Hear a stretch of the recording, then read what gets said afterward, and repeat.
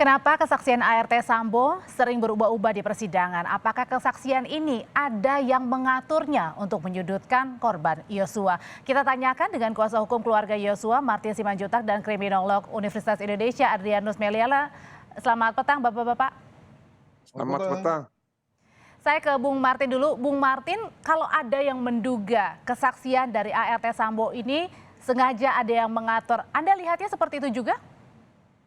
Jadi gini, Mbak Audrey. Yang pertama, kita lihat dua ART ini ya berbicara lepas dan lugas ya ketika diperiksa pada persidangan terdakwa Ferdy Sambo, Putri, dan juga Kuatmaruf ya. Perlu kita ketahui bahwa tiga terdakwa ini meng-hire satu eh, tim kuasa hukum yang memiliki hubungan. Jadi pengacara Kuat, si Irwan itu masih satu tim dengan Arman Hanis, ya. Bahkan di dalam satu tayangan saya pernah nanya, abang kan bilang klien abang ini kan berpendidikan rendah. Nah, sedangkan abang ini kan lawyer top. Jadi siapa yang bayar honor abang? Dia nggak berani jawab itu. Nah, lalu selanjutnya, ya, kenapa kok Susi dan Kodir ini, ya, dia terkesan itu lebih dekat gitu ya dengan penasihat hukum dari terdakwa. Jadi gini, Mbak Audrey teorinya. Kita tahu ya hubungan antara guru dan murid. Ketika guru dan murid memiliki hubungan yang baik, ya, manakala si guru ini juga sering mengajarkan satu dan lain hal, ketika bertemu anak muridnya itu akan merasa comfort.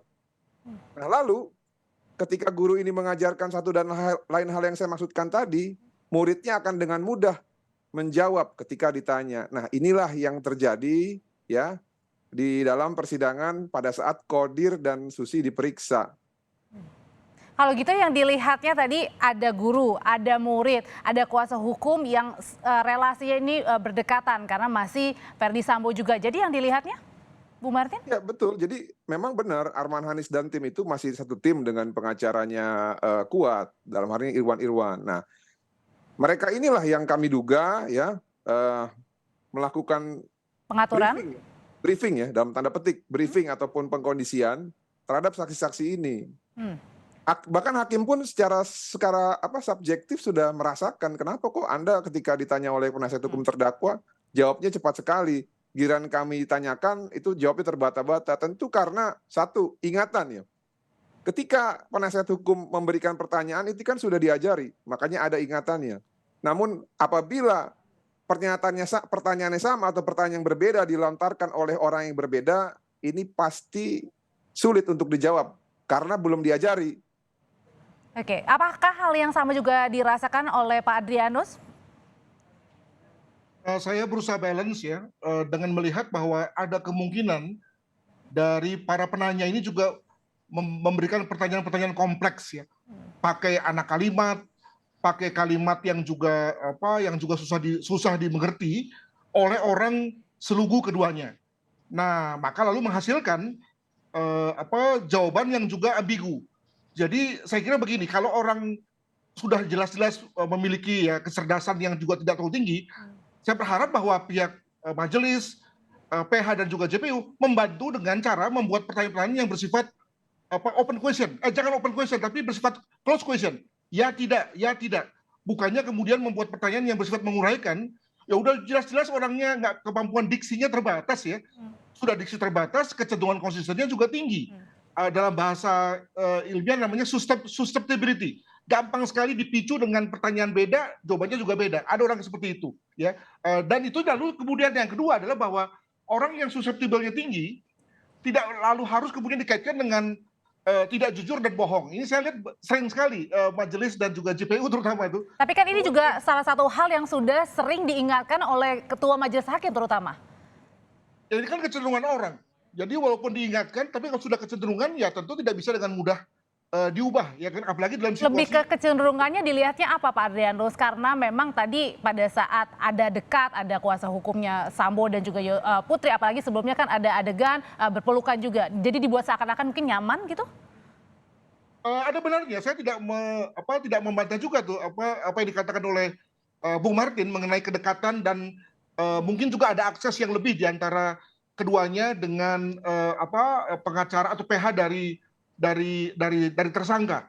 Nah, itu yang pertama. Yang kedua, tapi tetap tidak bisa kemudian juga mengurangi kesan bahwa keduanya ini memang pertama tidak konsisten secara kecenderungan pola berpikirnya tidak konsisten, dan yang kedua adalah susceptible, gampang sekali diprovok akibat dari pertanyaan yang berbeda-beda. Untuk itu maka saya menganjurkan ke depan juga dalam rangka mengorek sesuatu yang bermanfaat bagi pengadilan, maka jangan dibuka dengan pertanyaan open question, apalagi ada unsur opini, wah itu langsung menggelepar itu. Tapi dibuatlah dengan pertanyaan yang bersifat close question, ya tidak, sehingga kemudian lalu hakim bisa mendapatkan sesuatu fakta yang baru. Begitu. Bung Martin, kalau kata Pak Adrianus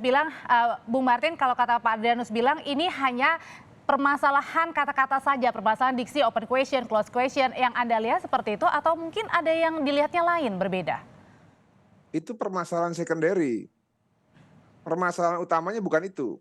Jadi? Memang ada permasalahan mengenai gap pendidikan ataupun gap pengetahuan. Saya setuju dalam hal ini. Tapi ya ini bisa dibuktikan manakala ya Susi ini mencabut keterangannya berkali-kali loh depan persidangan. Pertama dia bilang anaknya Ferdy Sambo dan Putri itu ya anak hasil biologis.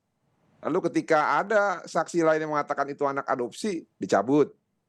Awalnya Susi mengatakan bahwa Ferdy Sambo sering pulang setiap hari, akhirnya dicabut, padahal jarang pulang dan tinggal di Jalan Bangka. Awal Susi mengatakan, ya isoman di Jalan Duren 3, dicabut, dan masih banyak lagi, Prof. Jadi dengan segala hormat, kami melihat memang ada dua permasalahan. Permasalahan utama itu adalah memang mentalitas dan masalah relasi kuasa karena mereka adalah penerima upah dari para terdakwa dan memiliki kedekatan dengan para penasihat hukumnya. Dan yang kedua, memang ada gap masalah pendidikan dan masalah kemampuan dan masalah status sosial sebagaimana mereka ini orang biasa. Nah, makanya sebetulnya kasihan mereka ini. Mereka hanya orang biasa diposisikan untuk melawan orang-orang yang pintar seperti jaksa dan hakim. Akhirnya ya karena orang-orang tertentu ini hasrat ataupun niat-niat untuk mendiskreditkan hak hukum dari anak klien kami, akhirnya yang jadi korban itu adalah Susi dan Kodir.